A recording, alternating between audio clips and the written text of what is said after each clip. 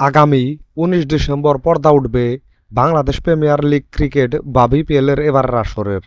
আর এই টুর্নামেন্টের নিলাম অনুষ্ঠিত হওয়ার কথা রয়েছে এই মাসেরই ২১ তারিখে। নিলামের আগেই একের পর এক দেশি ও বিদেশি খেলোয়াড় কিনে চমক দেখাচ্ছে নতুন দল সিলেট টাইটান্স।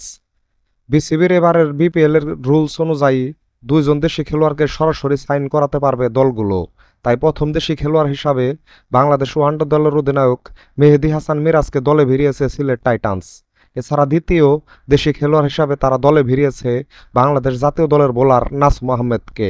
এছাড়া শোনা যাচ্ছে নিলাম থেকে তারা তাহিদ হৃদয় ও ঘরের ছেলে জাকের আলী অনিককে কিনতে আগ্রহী।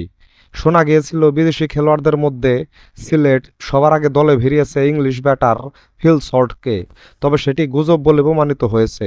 তবে একই দিনে চারজন ভালো মানের বিদেশি খেলোয়াড় কিনে চমক দেখিয়েছে সিলেট।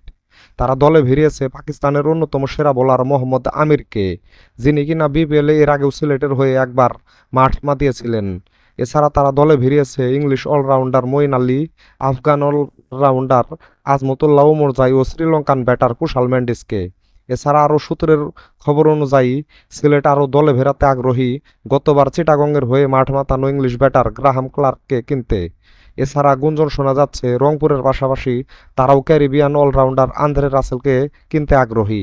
এখন দেখার বিষয় গুজবগুলো সত্যে পরিণত হয় কিনা, আর সিলেট নতুন নতুন খেলোয়াড়দের কিনে নিজেদের দলকে মজবুত করতে পারে কিনা, সেটার জন্য আমাদের অপেক্ষা করতে হবে নিলামের দিন পর্যন্ত। তো বন্ধুরা, ভিডিওটা ভালো লাগলে একটা লাইক দিন। সাথে ক্রিকেট ও ফুটবলের নতুন নতুন আপডেট পেতে এখনই আমার চ্যানেলটাকে সাবস্ক্রাইব করে দিন। সকলকেই ধন্যবাদ।